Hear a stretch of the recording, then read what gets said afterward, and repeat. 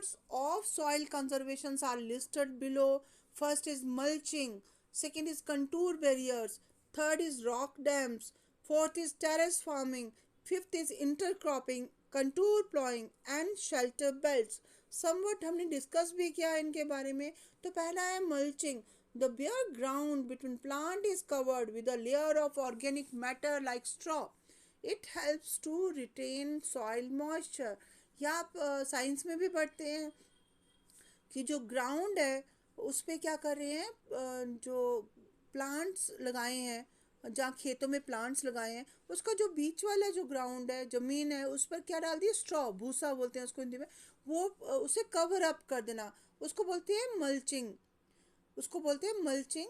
Because वो straw या भूसा क्यों डाल देते हैं, जब आप वीट या गेहूं या चावल की जब विनोइंग करते हैं, मतलब उसको दाने को अलग करते हैं भूसे से, स्ट्रॉ से, तो जो एक्स्ट्रा जो स्ट्रॉ होता है वो सारा एज अ मल्च कहाँ पर डाल रहे हैं, प्लांट्स के बीच में. और वो ऑर्गेनिक मैटर प्रोवाइड करता है सॉइल को. It helps to retain soil moisture. जो सॉइल का जो मॉइस्चर होता है, मतलब वाटर कंटेंट है, उसको ये बढ़ाता है. Next is contour barriers. Stones, grass, soil are use to build barriers along contours. अब देखो, आप जब आप कभी गांव में जाएं तो खेत देखना, तो खेतों के साइड में ज़मीन को थोड़ी ऊंची कर देते हैं, मेड़ लगाते हैं, मेड़ बोलते हैं उसको हिंदी में, मेड़ लगाना. खेत जो है उसके साइड साइड जो बिल्कुल बिल्कुल साइड, सबसे जो साइड वाले खेत की सीमा होती है, रेखा, सीमा रेखा होती है ना, वहाँ पर वो थोड़ी ज़मीन को ऊंची कर देते हैं, मिट्टी से कर देते हैं या फिर स्टोन से कर देते हैं, और बैरियर सा बना देते हैं, थोड़ी रुकावट सी बनाते हैं. इसको बोलते हैं अलोंग कंटूर्स. सॉइल या फिर ग्रास भी लगा देते हैं वहाँ पर. वो इसलिए, why that is to stop the flow of water from their fields. अपने खेतों से वाटर को बाहर नहीं निकलने देना है. और कई बार लोग क्या करते हैं, जो खेतों के बीचों में जो एक खेत और दूसरे खेत के बीच में ट्रेंच बनाते हैं, खाई सी, छोटी सी, मतलब एक खाई सी बनाते हैं. वहाँ पर वाटर कलेक्टेड रहता है, वाटर वहाँ पर रहता है, और वो मॉइस्चर प्रोवाइड करता है किसको, खेत को. तो next is rock dams. Rocks are piled up to slow down the flow of water. This prevent gullies and the further soil loss. आपने देखा होगा, जो पत्थर होते हैं, एक के ऊपर एक पत्थर, खूब सारे जो पत्थर लगा करके उस जगह को थोड़ी हाइट देते हैं. और जैसे जहाँ पर बहुत ज़्यादा ढलान है, और हर साल जब भी बारिश होती है तो वहाँ से पानी बह कर मिट्टी को बहा कर ले जाता है, तो वहाँ पर पत्थर, रॉक के ऊपर रॉक लगा करके एक बहुत बड़ा सा स्ट्रक्चर सा बना देते हैं, और वो रोकने में सहायक होता है मिट्टी को और फ्लो ऑफ वाटर को. तो इसको बोलते हैं दिस प्रिवेंट गलीज. गलीज मतलब एक धारा सी बनाने में और एक खाई सी बनाने में, जैसे कि वहाँ से नालियाँ सी जो बनती हैं और पानी वहाँ से निकल जाता है, तो उसको रोकने के लिए, to prevent the further soil loss. Next is terrace farming. ये हमने अभी डिस्कस किया. ब्रॉड फ्लैट स्टेप्स और टेरेसेस. टेरेस सीढ़ीदार खेत बोलते हैं इनको हिंदी में. They are made on the steep slope.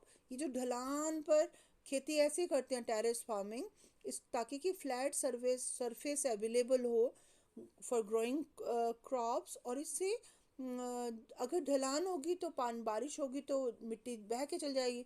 But अगर यहाँ पर खेत बने होंगे, सीढ़ीदार खेत, तो वहाँ पर पानी रुका रहेगा और सॉइल इरोजन नहीं होगा. इंटरक्रॉपिंग एक और वर्ड है, इंटरक्रॉपिंग. इंटरक्रॉपिंग होती है different crops are grown in alternate rows and are sown at different times to protect the soil from rain wash. तो डिफरेंट डिफरेंट क्रॉप्स को उगाते हैं इन अल्टरनेट रॉज. एक मल्टीपल क्रॉपिंग आपने वर्ड पढ़ा ही है. तो ये इंटरक्रॉपिंग और मल्टीपल क्रॉपिंग ये सेम चीज़ें, ये आपकी साइंस क्लास 8 में पढ़ते हैं आप. एक रॉ में दालें लगा दी है, अगले में बीन्स लगाई हैं, अगले में टोमेटो लगा दिए. तो different different crops they were sown at different times to protect the soil from rain wash. Contour ploughing. Contour आप वर्ड आप यहाँ पर देख रहे हो, देखो ये एक खेत जो है जैसे सरसों का है, तो एक जो है वो काली दाल का है. एक सरसों के फूल लगे हैं, तो ये सब मतलब ploughing parallel to the contours of a slope hills. ये देखिए, ये जो साइड में देख रहे हो ना, सीमा जो है एक जो पहाड़ी क्षेत्र है उसकी सीमा के साथ साथ फ्लोइंग करना है ऐसे along the hill slope to form a natural barrier for water to flow down the slope, ताकि पानी स्लोप्स के में नहीं फ्लो करे। शेल्टर बेल्ट्स लगाना in the coastal and the dry regions, ये ज़्यादातर मरुस्थल जगहों पर या फिर जो तटीय किनारे तो कोस्टल रीजन्स होते हैं वहाँ पर rows of trees are planted. एक जो पेड़ लगाए जाते हैं, और रोज ऑफ ट्री मतलब एक रो लगाया फिर दूसरा रो लगाया to check the wind movement to protect the soil cover, ताकि कि जो हवा है वो मिट्टी को बहाकर नहीं ले जाए। तो इस तरह से हम क्या कर सकते हैं, methods to prevent the soil erosion, हम मिट्टी को बहने से रोक सकते हैं, उसका संरक्षण कर सकते हैं।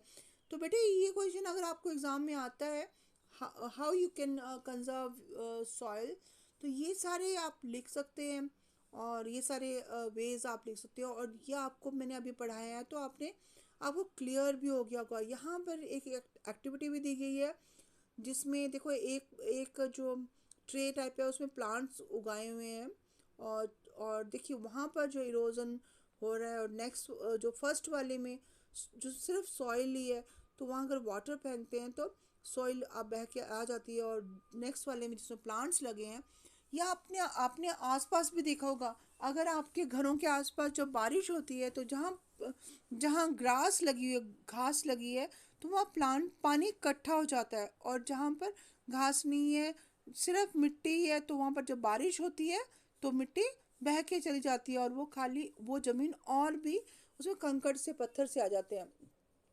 तो ये अब हम वाटर के पढ़ेंगे। आप वाटर आपको पता है it's very important. Is it important और not water? what is very important, it is a vital renewable, इसको renewable natural resource बोलते हैं because ये renew हो जाता है। 3/4 of the earth surface is covered with water, 3/4 भाग जो है वो पानी से कवर्ड है पूरी अर्थ का। और इसको इंडिया जो ये अर्थ को वाटर प्लेनेट भी बोलते हैं। It was the primitive oceans that life began almost 3.5 billion years back, 3.5 billion years पहले, मिलियन से भी पीछे बिलियन बोल रहे हैं हम लोग, तब यहाँ पर लाइफ शुरू हुई थी। और जो ओशियन